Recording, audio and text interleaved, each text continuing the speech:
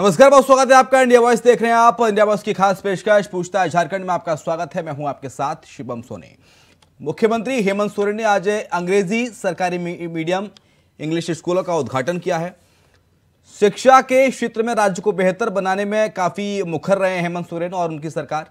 और हेमंत सरकार ने शिक्षकों के ऊपर से अतिरिक्त कार्यभार को कम करने, शिक्षकों को अवकाश देने और नए नियम बनाने समेत तमाम समस्याओं के निदान को लेकर अनेक कार्य किए हैं। और ऐसे में मुख्यमंत्री हेमंत सोरेन ने प्रदेश में आज सरकारी इंग्लिश मीडियम स्कूलों का उद्घाटन भी किया। रिपोर्ट आप देखिए। तो झारखंड में शिक्षा व्यवस्था की गुणवत्ता को बेहतर बनाने के लिए सीएम हेमंत सोरेन ने 80 इंग्लिश मीडियम स्कूलों का उद्घाटन किया है। झारखंड सरकार का दावा है कि इससे शिक्षा व्यवस्था का स्तर सुधरेगा और बच्चे अंग्रेजी माध्यम स्कूलों में पढ़कर आधुनिक शिक्षा ग्रहण करेंगे। इन इंग्लिश मीडियम स्कूलों का संबंध सीबीएसई बोर्ड से है। सरकार ने राज्य भर में 80 जिला स्तरीय उत्कृष्ट विद्यालय, 325 प्रखंड स्तरीय लीडर स्कूल और 4091 ग्राम पंचायत स्तरीय आदर्श विद्यालय बनाने और सरकारी स्कूलों के 15 लाख से अधिक बच्चों को उत्कृष्ट शिक्षा के अवसर प्रदान करने का लक्ष्य रखा है। इन स्कूलों में अत्याधुनिक आधारभूत संरचना, library, science lab, digital smart class, सूचना प्रौद्योगिकी का मजबूत ढांचा, खेल प्रशिक्षण समेत कई सुविधाएं उपलब्ध रहेंगी। सरकार का कहना है कि इन स्कूल्स में बच्चों को व्यावसायिक प्रशिक्षण भी दिया जाएगा।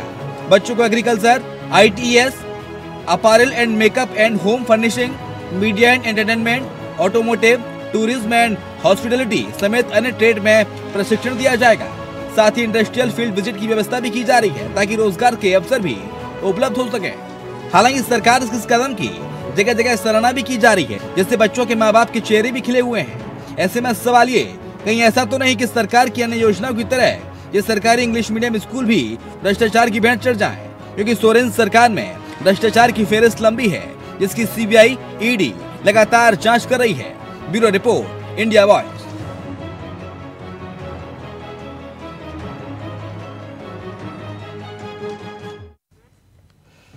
तो हमारे साथ लक्ष्मीनारायण तिवारी हैं, नेता हैं कांग्रेस पार्टी के। हमारे साथ पीयूष पंत साहब हैं, वरिष्ठ पत्रकार। आप दोनों मेहमानों का बहुत स्वागत है।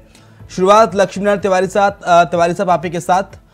80 अंग्रेजी मीडियम स्कूलों का उद्घाटन आज किया है हेमंत सोरेन ने। इस कदम को कैसे देखते हैं और इससे कैसे झारखंड में शिक्षा व्यवस्था का जो ढांचा है वो और ज्यादा मजबूत होगा? जी देखिए, सिर्फ 80 स्कूलों का उद्घाटन नहीं हुआ, बल्कि आप थोड़ी और प्रतीक्षा कर लीजिए। 50,000 शिक्षकों की नियुक्ति हमारी सरकार करने जा रही है और उसकी प्रक्रिया अंतर्गत है। परिणाम जब आएंगे सामने तो सबको दिखने लगेगा। हमारी सरकार जो 2-3 अहम मुद्दे हैं, जैसे नियुक्ति नियमावली बनाना, स्थानीय नीति बनाना, तो ये सब बहुत सोच समझकर हमारी सरकार कदम उठाएगी। फूंक फूंक के कदम उठाए जा रहे हैं। हेमंत सोरेन माननीय मुख्यमंत्री जी ने यहाँ के 50,000 नवयुवकों से संपर्क साधा और टेलीफोनिक, बाय मैसेज लोगों से राय जानी कि किस दिशा में सरकार कदम उठाए। हमारा विनम्र निवेदन है कि जो प्रतिपक्ष है वो थोड़ा धैर्य रखे। प्रतिपक्ष को बार बार पेट में दर्द होता है, इनको और कुछ नहीं सूझता। कभी वायरल वीडियो दिखाई देता है, कभी वायरल वीडियो में हाथ में पिस्टल दिखाई देता है। अब वो किस ब्रांड का पिस्टल है, वो पिस्टल की तो कोई बात ही नहीं हो रही सर। ना वो हम नहीं कर रहे। प्रतिपक्ष को यही दिखाई दे रहा है। प्रतिपक्ष को सकारात्मक न सोच है न सकारात्मक कदम उठाता है। प्रतिपक्ष, हम निवेदन करेंगे कि आदरणीय दिवंगत हमारे बड़े आदरणीय थे पूर्व प्रधानमंत्री अटल बिहारी वाजपेयी जी के पद चिन्हों का अनुसरण करें, उनको देखे, सकारात्मक दिशा में उनके कदम उठते थे। वो बहुत ही सोच समझकर 4 दशक तक प्रतिपक्ष में रहे थे वो, और कांग्रेस सरकार में थी, तब उनके सकारात्मक सुझाव आते थे। यहाँ तो गजब आज की भाजपा, गजब भाजपा है भाई। ये तो विरोध के लिए विरोध करते हैं। ये लोग जुमला बोलते हैं। जब थकने लगेंगे तो भारत माता की जय बोलेंगे, जैसे भारत माता के सिर्फ यही ठेकेदार हैं, वंदे मातरम बोलने लगेंगे। उससे हारेंगे तो पंडित नेहरू का नाम लेंगे, उससे भी बिगड़ेगी बात। तो हिंदुस्तान पाकिस्तान, हिंदुस्तान हिंदू मुसलमान, ये नहीं होना चाहिए। प्रतिपक्ष को मेरी प्रार्थना है, मेरा आग्रह है, निवेदन है कि प्रतिपक्ष सकारात्मक सुझाव रखे और सरकार को, निर्वाचित सरकार को काम करने दे बराबर। उस समय तो हमारे सर मुड़ाते ओले पड़े सर, जैसे ही सरकार बनी कोरोना का संकट घेर लिया। जब जब मैं कोरोना का नाम लेता हूं यह बात उठाई जाती है जो बार बार कोरोना, मैं ये नहीं कह रहा, मैं कह रहा ये आपदा थी, प्राकृतिक आपदा थी जो पूरे देश और विश्व के कई देशों को चपेट में लिया था। सिर्फ हम भर उसके भुक्तभोगी नहीं थे, लेकिन जब उससे हम उभरे हैं और काम करने की दिशा में कदम उठा रहे हैं, क्योंकि इतनी समस्या इन्होंने घेर के रखी है। तो अब एक नियोजन नीति भी ले आई है जी, अब एक नियोजन नीति भी ले आई है, अब काम कर रहे हैं। नियोजन नीति लाएंगे। हाँ। और हम ऐसा नियोजन नीति लाएंगे कि झारखंड के लोग तो वाह वाह करेंगे, समर्थन करेंगे ही, जो दूसरे राज्यों के लोग हैं वो भी शाबाशी देंगे। सर, हम ऐसी नियुक्ति नहीं करेंगे कि 17,500 हाई स्कूल के शिक्षकों की नियुक्ति माननीय पूर्व मुख्यमंत्री रघुवर दास जी के कार्यकाल में निकाली गई और उसकी नियुक्ति कहते हुए मुझको बहुत पीड़ा हो रही है कि वो नियुक्ति इतनी लटक गई कि वो 17,500 शिक्षकों की नियुक्ति का मसला हाई कोर्ट होते हुए सुप्रीम कोर्ट के दरवाजे पर गया। 15 दिसंबर को फिर कंटेम्प्ट ऑफ कोर्ट हुआ, 2 अगस्त को ऑर्डर हुआ था सुप्रीम कोर्ट का, 15 दिसंबर को कंटेम्प्ट हुआ और 15 मार्च तक 90 दिन सर्वोच्च न्यायालय के माननीय न्यायाधीश M.R. शाह महोदय ने एक ऑर्डर जारी किया कि 15 मार्च तक जितने हाई स्कूल के शिक्षक हैं जो रीट याचिका के मूल प्रार्थी हैं उनकी नियुक्ति करके और बाकी जो सीट वैकेंट है उसको राज्य स्तर पर मेरिट तय करके नियुक्ति निकाला। अभी तक वो मामला लटका है। पलामू जिले में माननीय मुख्यमंत्री महोदय 19 मई को आने वाले हैं, यहाँ 41 शिक्षकों के नियुक्ति पत्र का वितरण करेंगे। वो महोदय, मैं आपसे निवेदन करता हूं कि नियुक्ति नियमावली स्थानीय नीति हमारी सरकार ठोंक बजा के लाएगी। हम वैसा नहीं लाएंगे कि उसकी भद पिटे हाई कोर्ट और सुप्रीम कोर्ट में। इनको सिर्फ जुमला पढ़ना है, झूठ बोलना है, हिंदू मुसलमान करना है, मामले को उलझाना है। सब जगह जहां जहां सरकार है, अभी कर्नाटक में चुनाव होने जा रहे हैं, इंतजार करिए 10 मई का परिणाम समझ में आ जाएगा। 10 मई का इंतजार करिए महोदय। रहीमन हाड़ी काट की चढ़त न दूजो बार। ठीक है सर। सरोज सिंह हमारे साथ जुड़ गए, प्रवक्ता है भारतीय जनता पार्टी के। सरोज जी, मुख्यमंत्री हेमंत सोरेन शिक्षा व्यवस्था को उत्कृष्ट बनाने के लिए, बेहतर बनाने के लिए, मॉडर्न बनाने के लिए लगातार प्रयास कर रहे हैं और ऐसे में अब 80 अंग्रेजी मीडियम सरकारी स्कूल का उद्घाटन आज किया है। किस तरह से देखते हैं सरकार के इस कदम को? क्या विपक्ष इस कदम की सराहना करेगा? नहीं, हम तो कहेंगे कि शिक्षा को बेहतर करने के लिए हेमंत जी जो भी कार्य करेंगे, हाँ, उसका हम लोग समर्थन करेंगे, उनका स्वागत करेंगे। हाँ, कि भाई आप शिक्षा को अच्छा बेहतर करिए। लेकिन सवाल है कि ये सरकार करेगी क्या? ये सरकार केवल घोषणा करती है, सरकार केवल घोषणा भी रहे। चुनाव के पहले से जितने घोषणाएं की वो सबको गदाल खाता में डाल दिया, किनारे कर दिया। चाहे वो घोषणा जो है वो किसानों का कर्ज माफी का हो या लोगों को रोजगार देने का हो 5 लाख साल में, या तो 3 रूम का घर गरीबों को देने का हो, या पोस्ट ग्रेजुएट को भत्ता देने की बात हो। ये सरकार की जितनी घोषणाएं हैं सब घोषणाएं ही रह गई। तो इससे सरकार तो केवल घोषणा करती है। इसके पहले भी कई घोषणाएं किया सरकार ने, कुछ नहीं किया। तो अब सरकार जो है ये, अगर उसमें भी आप कोई अब देख रहे होंगे कि अब दारू से और जमीन घोटाले से और इससे मन नहीं भरा तो कोई और नया घोटाले का प्लान होगा। शिक्षा के लिए वो नहीं कर रहे होंगे, शिक्षा के लिए करे, बच्चों के लिए करे तो उसके लिए तो स्वागत है। लेकिन मैं जानता हूं कि कोई नया स्कीम आया होगा घोटाले का उनके दिमाग में, क्योंकि ये सरकार घोटालों की सरकार है। ये सरकार तो कब जाएगी, एक कदम जेल के अंदर, एक कदम बाहर है।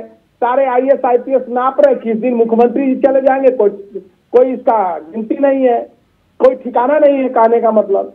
तो इसलिए ये सब अगर शिक्षा बेहतर करने के लिए करे तो जो शिक्षा हुआ है उसको तो बेहतर नहीं कर पा रहे हैं, तो फिर नया ड्रामा कर रहे हैं। करे बेहतर, हमको उसमें कोई दिक्कत नहीं है, लेकिन इस सरकार को घोषणा पर मत जाइए। लेकिन पीयूष पंत साहब, ये राजनीति सर कितनी जायज है? एक तो सरकार कदम उठा रही है शिक्षा को मॉडर्न बनाने के लिए, शिक्षा को बेहतर करने के लिए, शिक्षा के लिए तमाम तकनीक विकसित करने के लिए अंग्रेजी माध्यम स्कूल का उद्घाटन किया गया। पीयूष पंत साहब, सरकारी इंग्लिश मीडियम स्कूल, CBSE का सिलेबस चलाया जाएगा इनमें, CBSE पैटर्न पर अंग्रेजी मीडियम स्कूल होंगे, और ऐसे में विपक्ष का अभी से सियासत कर देना कितना जायज है? पीयूष पंत साहब देखिए शिवम, निश्चित रूप से एक ये जो है कि स्वागत योग्य कदम होना चाहिए। हाँ, क्योंकि हर सरकार की जो है, चाहे वो केंद्र सरकार हो चाहे वो राज्यों की सरकारें हो, उनकी प्राथमिकता ही होनी चाहिए शिक्षा और स्वास्थ्य दो। ये ऐसी मूलभूत जरूरतें हैं जो देश के और राज्य के नागरिकों को जो है शक्तिवान बनाती है। वो उन्नति जो है राज्य और देश की उन्नति में एक उनका योगदान इसके माध्यम से होता है। जब वो अगर स्वस्थ है, अगर वो स्वस्थ रहेंगे, अगर वो जो है कि शिक्षित रहेंगे, तो निश्चित रूप से जो है अर्थव्यवस्था पे भी वो कंट्रीब्यूट कर पाएंगे। हाँ। तो मुझे लगता है कि ये सबसे बेसिक है और यही कॉन्स्टिट्यूशन में भी हमारे कहा गया है। हाँ। और राइट टू एजुकेशन भी दिया गया है।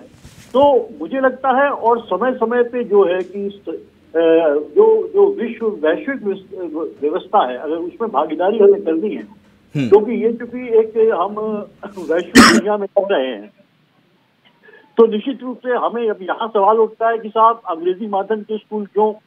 तो देखिए, ये तथ्य है कि आज की दुनिया में जो है कि अंग्रेजी एक ऐसा माध्यम है जिसके माध्यम से आप जो है तमाम तरह की चीजों को, जो भी विकास हो रही है, जो भी उन्नति हो रही है, जो भी विज्ञान के क्षेत्र में या मैनेजमेंट के क्षेत्र में जो उन्नति हो रही है, उसका आप एक्सेस आपको मिल सकता है। तो ये एक ऐसी भाषा है जो आपको पूरे के पूरे जो ज्ञान का भंडार है उसको जो है कि आप तक पहुंचा देती है जी। तो हिंदी अपनी जगह है, ठीक है, हमारी मातृभाषा है, वो अपनी जगह है, हमें उसको विकसित करना चाहिए। लेकिन अंग्रेजी, तो मुझे लगता है कि, और खासकर एक ऐसे राज्य में जहां जो ट्राइबल डोमिनेटेड राज्य है, वहां के आदिवासी बच्चों को अगर इस तरह की आधुनिक शिक्षा मिलती है और अंग्रेजी माध्यम से मिलती है, तो मुझे लगता है कि ये उनकी बेहतरी के लिए, उनके बेहतर भविष्य के लिए बहुत ही अच्छा होगा, और इसीलिए इस निर्णय का स्वागत करना चाहिए। देखिए, यही कारण है कि हमने देखा है कि दिल्ली के राज्य में जो आम आदमी पार्टी की सरकार है, इन्हीं दो मुद्दों पे और इन्हीं को बेहतर बनाते हुए वो जो है सफलता उसको मिलती जा रही है लगातार। तो ये एक बहुत महत्वपूर्ण मुद्दे है। लेकिन सवाल फिर वही है, जैसे अभी जो है कि बीजेपी प्रवक्ता कह रहे थे कि कहीं ऐसा तो नहीं कि घोटाला हो जाए, लेकिन अभी ये कहना जल्दी है। ये जो है कि पार्टियां जो है राजनीति तो करती है, विपक्ष जो है राजनीति करने की कोशिश करता है, लेकिन हमें अभी समय देना होगा। और अगर अंग्रेजी माध्यम के स्कूल खोल रहे हैं, 80 के स्कूल खुल रहे हैं, तो निश्चित रूप से स्वागत है, मैं मानूंगा इसको। और जो हमारे जो आदिवासी बच्चे हैं, उनके एक सुनहरे भविष्य के लिए, ताकि उनको ज्ञान का जो भंडार है, जो आधुनिक विज्ञान जो है, न कि देखिए भारतीय जनता पार्टी तो जो है कि वो क्या कर रही है कि हमें पौराणिक जो है ज्ञान की तरफ ले जा रही है, पौराणिक कथाओं की तरफ ले जा रही है। जिस तरह से आप जो है कि केंद्र सरकार ने NCERT की किताब से जो है डार्विन की थ्योरी ऑफ एवोल्यूशन को हटा दिया। ये वैज्ञानिक सिद्धांत जो है, ये हमारे पूरे इतिहास का, मानव इतिहास का बहुत बड़ा सिद्धांत है, या बहुत बड़ी थ्योरी है कि मनुष्य का विकास कैसे हुआ। तो ये सब चीजें अगर करेगी भारतीय जनता पार्टी, तो मुझे लगता है कि उससे जो है कि हमारे जो भावी पीढ़ी है, जो बच्चों की पीढ़ी है, वर्तमान जो बच्चे हैं, उनके लिए जो है एक अंधकार में भविष्य रहेगा।